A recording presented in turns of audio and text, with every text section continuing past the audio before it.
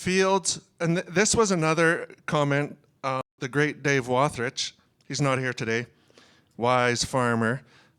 He said to me in 22, spring of 22, when we're standing there and it's wet and it's raining, and he says, you know, the fields that are the good soil, the fields with good soil, they're going to be productive this year, but the rest are going to be a bust. And I knew he was right. And so what happens? It stops raining, and it stops raining, and it stays stop raining, and it's dry, and all we had out there was bricks and the good soil. And unfortunately, annoyingly, he's got more good soil than me because he has more land along the riverbanks. So I didn't talk to him about yields that fall. Anyways, what to do? You got to find something that does work, right? And you know, like that can be a lot of things. There's one thing I kind of learned, and this takes a lot of discipline. I don't know if I have enough of it, but I'm gonna just make notes of that.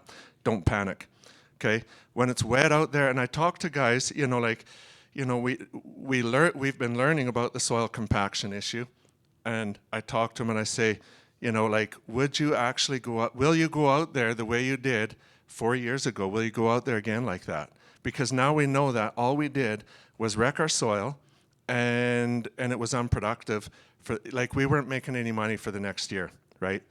Don't panic. Don't run out and copy your panicky neighbor. That is bad. I'll tell you, in 2016, you know, I brought the combine out to the field on a Sunday evening. You know, we were just going to bring the combine out, you know, and Madeline's like, okay, you know, and I saw Dave's combines over, you know, 4 miles over on the other side of the hill, and it's like, I gotta go combine. And Madeline said, we're going home. But anyways, we made enough of a mess of that field too. Don't till punky soil.